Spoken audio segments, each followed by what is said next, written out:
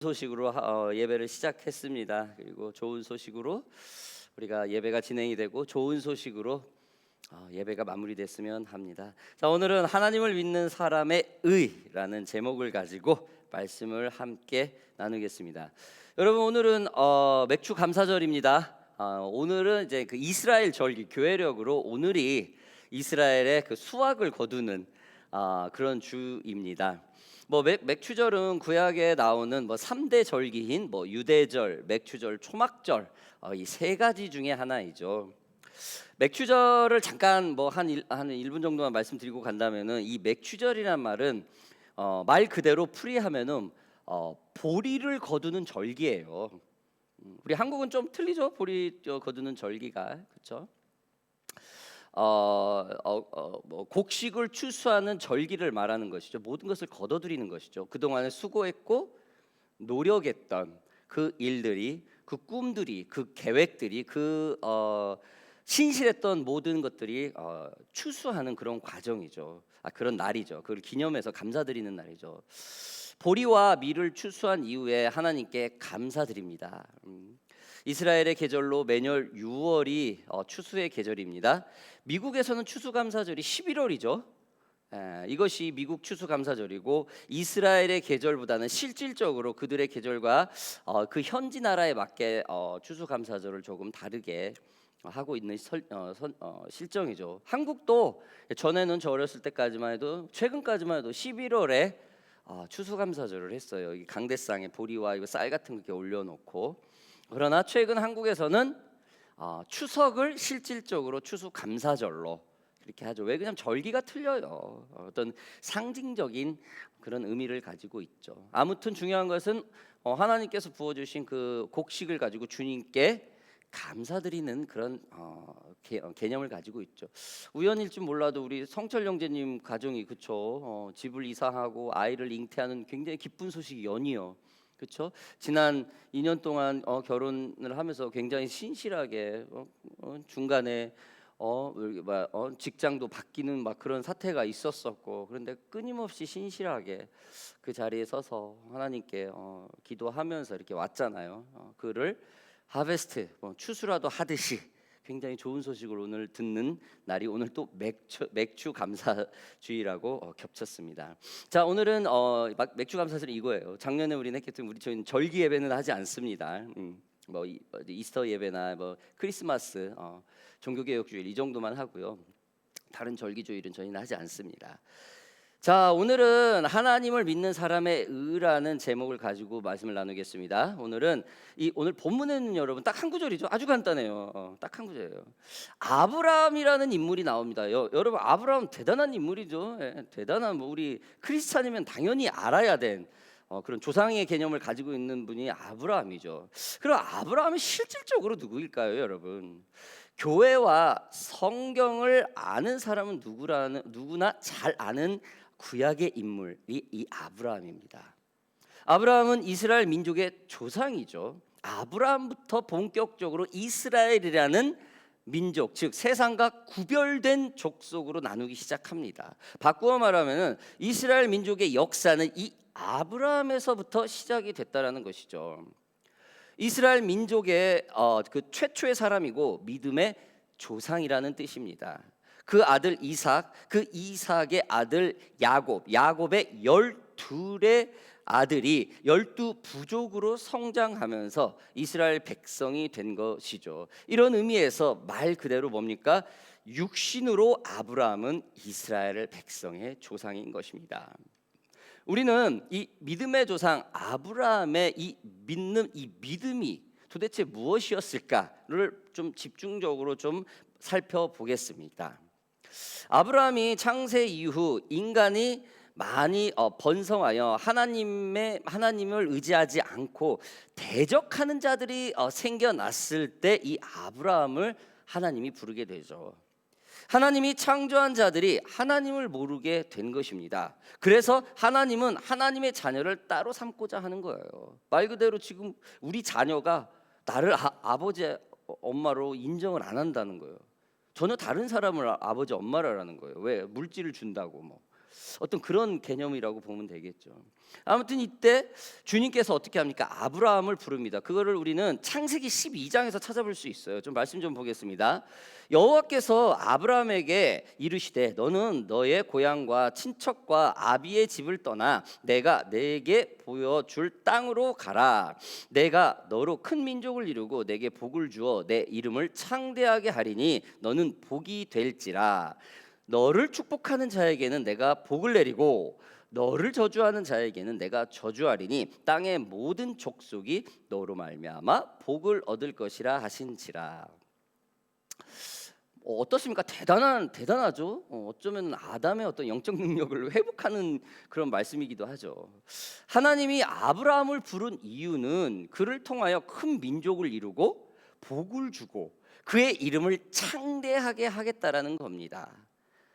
여기서 여러분, 큰 민족이라는 것은 이스라엘 민족만을 자칭하는 것이 아니고 이스라엘을 통하여 온 인류의 열방에 하나님의 큰 공동체를 만들겠다는 뜻이 담겨져 있습니다. 아브라함의 부르심을 통해 타락하여 하나님을 대적하고 모르는 자들을 회복시키고자 하는 하나님의 강한 의지와 결단이 바로 이 아브라함의 콜링이라는 겁니다. 아브라함이 모세나 여호수아처럼 다윗처럼 솔로몬처럼 하나님께 어떠한 행위나 어떠한 모든 삶으로서 어떤 기쁨을 주었다는 그런 내용은 성경에 나와 있지 않아요. 그저 하나님의 일방적인 부르심으로부터 본격적으로 시작이 됐습니다. 무조건적 선택으로 시작됐다라는 것이죠. 자, 그럼 왜 지금 바울은 이 하나님의 조건 없는 부르심에 반응하는 이 아브라함의 말을 왜 강조를 하는 것일까요? 먼저 하나님이 아브라함을 부를 때의 그 환경, 그 아브라함 때의 환경을 좀 알아야 합니다. 아브라함이 하나님의 부르심을 받을 때는 수메르 민족의 중심이 된 메소포타미아 도시의 그 우르에서, 그 작은 지역에서 출생을 하였고 그 아내 사라와 하란으로 이주를 하였고, 하나님의 부르심을 받을 때는 자녀가 없었어요. 그리고 나이가 만 75세였습니다. 그러나 아브라함은 굉장히 부자였죠. 많은 가족과 일가 친척, 많은 가축, 그리고 금, 은, 보석이 그에게는 넉넉히 있었습니다. 요즘 말로 말하면 금수저죠. 금수저. 이 땅에서 살아가는데 큰 어려움이 없던 사람이에요. 그러나 그에게 그 많은 재산과 금수저와 같은 이 삶이 이어갈, 그 뜻을 이어받을 자녀가 없었다라는 거예요. 나이도 75세라는 어쩌면은 인생의 역전이라고는 전혀 가능성이 없을 거라는 편견을 가질 수 있는 나이에 주님은 아브라함을 부른 것입니다. 참 희한하죠. 한 19살, 20살 챙챙하고 막 미래가 창창할 때 불렀으면은 우리 여기 있을 사람 하나도 없죠. 가능성 있는 사람만 불렀다면은, 그렇죠? 그렇지 않아요. 근데 하나님은 전혀 우리의 생각과 편견하고 전혀 다른 꿈과 계획을 가지신 분이죠. 여러분, 사람에게는 누구나 꿈이 있고 이루고 싶지만 불가능한 그런 것들이 있어요. 그러나 그 가슴 속에 꿈을 간직하고 사는 꿈들이 저마다 있죠. 나이가 60, 70 먹어도요, 어렸을 때 꿈이 뭐냐 그러면요, 저는 70 먹어도 선생님이 되는 꿈이 있었어요. 그러나 그 꿈은 아직 존재합니다. 꿈이라는 것은 누구도 상처낼 수 없는 거죠. 자기만이 가지고 있는 거죠. 자신에게는 불가능하지만 간절한 그 소망과 바람이 늘 그 마음속에 있다라는 거예요. 그래서 한국말로는 흔하게 내가 다시 태어난다면 이것만은 잘할 수 있어, 뭐 이것만은 내가 꼭 해낼 거야 라고 뭐 이런 식으로 위로의 말을 하곤 하죠. 그만큼 현실과 물리적과 어떤 내가 상상했던 것과는 불가능하지만 바램으로서는 충분히 내가 소유한다는 뜻이기도 합니다.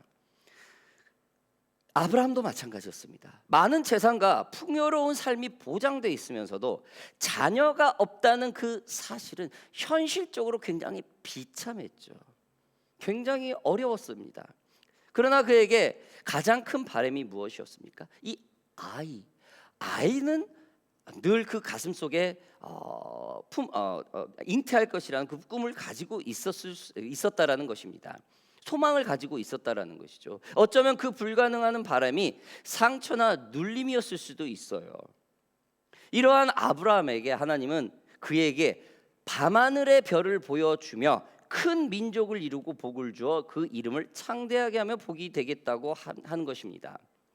아브라함의 입장에서 참 황당한 부르심이었겠죠. 불가능한 약속을 들은 겁니다. 그러나 그는 현실로 그 불가능한 하나님의 말씀을 어떻게 해요? 순종으로 반응을 합니다. 바울은 이러한 아브라함의 순종의 반응을 믿음의 의로 여겨졌다고 오늘 본문 말씀에서 밝히고 있는 것입니다. 여러분, 이 대목에서 우리는 아브라함의 믿음에 대해서 하나님의 이 굉장한 인격적인 그 뜻이 제시되어 있다고 내포되어 있다는 것을 우리는 볼 수 있습니다. 무엇인가? 아브라함이 순종의 믿음으로 의롭게 할 수 있었던 것은 하나님이 그를 순종으로 반응할 수 있게 굉장히 그에게 알아듣기 쉽게 말씀을 했다라는 겁니다. 무슨 얘기인가 하면 당시 아브라함이 태어나고 자랐던 메소포타미아 지역에서는 바벨론 사람들이 그 지역을 다스리고 있었었는데 그들은 자연 숭배 사상을 하는 다신교를 믿던 사람들이었습니다. 그 안에 우루 지역, 아브라함이 태어난 우루 지역은 자연 숭배 중에서 어떤 신을 믿었냐면은 달을 숭배를 했던 우상을 믿었던 민족들이었습니다. 즉 이들의 제사나 주술적 숭배 행위 우상 숭배 방법은 언제? 주로 밤에 이루어졌다라는 거예요. 그래서 이 달의 신 이름은 난나라는 이름으로서 우루에서 굉장히 신격화로 숭배되면서 우루가 그 기원전 2600에서 4000년까지 메소포타미아의 주도권을 잡고 있을 때 이 달을 숭배하는 것을 최고로 추앙을 했다라는 거예요. 그래서 이 우룩이 멸망하고 나서 북쪽의 하란으로 그 중심으로 옮기면서 이 달 숭배 사상, 즉 저녁에 우상 숭배하는 사상이 널리 퍼졌다라는 겁니다. 바울은 이거를 태어나면서부터 보고 자라고 아주 습관적으로 몸에 배어있던 사람이었습니다. 그래서 신학자들은 훗날 아브라함이 하나님으로부터 밤에 불려나가 수많은 별들을 보면서 아이가 없는 그에게 쉽게 설득하고 알아들을 수 있도록 이 별들처럼 너의 자손이 어마어마할 것이다 라고 언약을 한 것입니다. 굉장히 한 인격체 아브라함이 알아들을 수 있게 그의 성장 배경을 배려를 하면서 음성을 주었다라는 것이 바로 현대 신학자들의 해석입니다. 어떤 것입니까? 바로 하나님의 그 시선에, 한 영혼에 대한 시선에 맞추어진 부르심이었죠. 여러분, 이것은 하나님의 대단한 인격적인 제시였습니다. 참 우리는 뭐 자녀를 기를 때나 아니면 우리가 좀 특히 호주는 우리보다 전혀 다른 사람들이 많잖아요. 그들의 시선에 맞추기 참 힘들어요. 그렇죠? 우리는 쉽게 막 좀 이렇게 민족들 있잖아요. 막 이렇게 정말 우리 한국 민족하고 좀 안 맞는 DNA 가지고 있는 민족들 있잖아요. 막 그 시선이 안 맞춰져요. 잘 너무 힘들어요. 그렇죠? 근데 하나님은 어떻게 했어요? 자기가 창조한 피조물이 자기를 알아보지를 못한 그 피조물한테 시선을 맞춰요. 왜? 자기를 알리려고. 이거는 대단한 인격입니다, 여러분.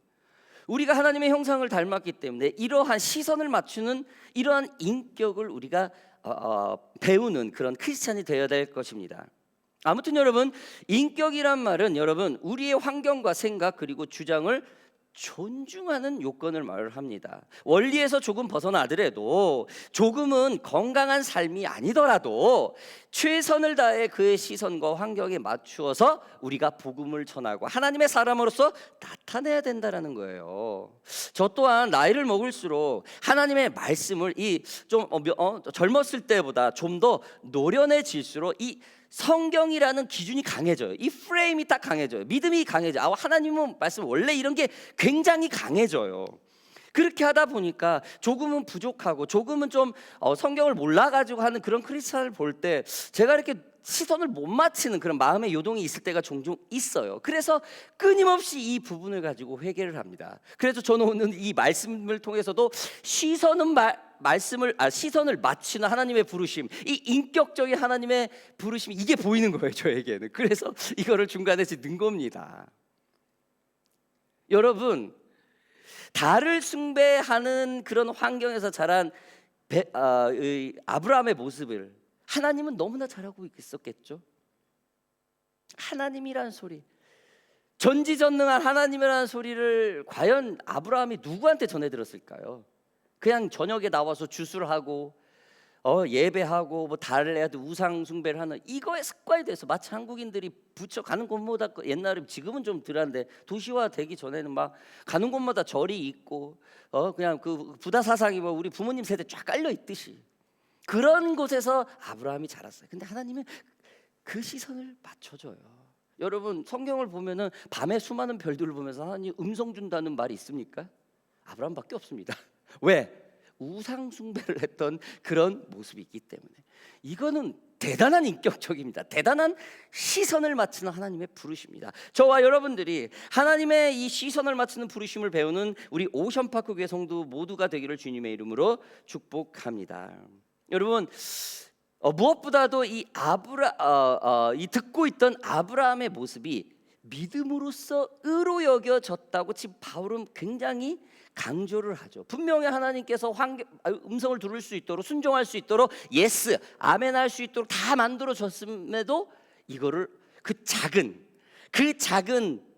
아브라함의 예스 이 하나를 믿음으로 의로 여기셨다라고 지금 말을 하고 있는 거예요. 좀 전에 말씀드렸듯이 75세의 나이에 더 이상 주변의 말보다 삶의 어떤 노련한 그 자신의 입장이 뚜렷했을 거예요. 분명히. 즉 몸이 기억하는 그 습관이 돼 있은 그런 아브라함에게 반응했던 거는, 아브라함은 하나님께 반응했던 건 바로 이게 순종이라는 거예요. 예스 한마디에 굉장한 의인으로 칭해졌다라는 거예요. 하나님의 99가지와 그 아브라함의 그 작은 한 가지를 굉장히 의인으로 인정을 해주셨다라는 거예요. 바울이 지금 그걸 강조하고 있는 겁니다.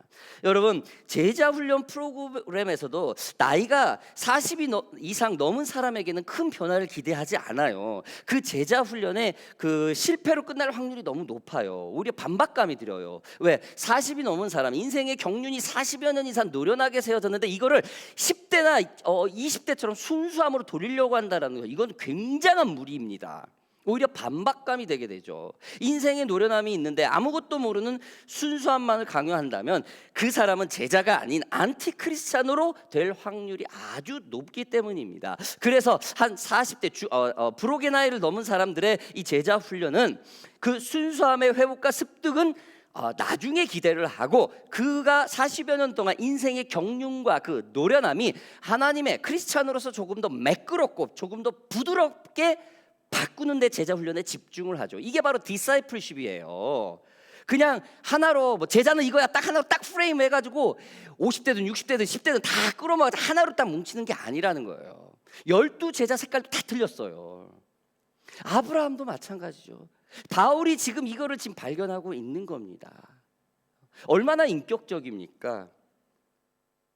반대로 여러분, 사회 경험과 대인 관계가 적은 이 젊은이들한테는 어떻게 해요? 순수함의 회복을 강조해요. 준비되어지는 과정으로 늘 새로운 시도를 하게 하고, 실수나 모든 조금 버벅대는 것을 교회 어른들은 관대하게 이렇게 웃으면서 바라봐주죠. 밀어주죠. 서포트하죠. 뭐 젊은이들 실수했다고 그거를 막 함부로 왜 저런 사람을 교회 일꾼으로 세웠나 이렇게 말 안 해요. 조금 실수해서도 허허허 하면서 젊은이가 그럴 수도 있지 하고 다음부터 이렇게 하지 말게라고 이렇게 교회에서 아울러 주는 것이죠. 이게 제자 훈련의 어떤 기본적인 모토이기도 합니다. 여러분, 우리가 쉽게 말로 나이값을 한다는 말이 있죠. 이러한 것들을 교회에서 모두 그 나이에 존중되어져야 한다는 것입니다. 누구처럼요? 지금 하나님처럼요. 75세에 모든 것이 그 달의 신을 숭배하는 거에 몸이 배어 있는 70여 년을 그렇게 살았어요. 이 사람이 과연 하나님의 음성을 들을 수 있을까요? 굉장히 힘들어요. 그런데 하나님은 밤에 데리고 나가요. 그리고 가장 그가 아킬리스, 깊은 패브 속에 아무한테도 오픈하지 않았던 그 아이, 다 가진 사람이, 남 앞에서 떵떵거리던 그 사람이 한 가지 안 가진 그 자녀, 이거를 약속을 해요. 이거는 대단한 인격입니다. 거기에 반응해줘.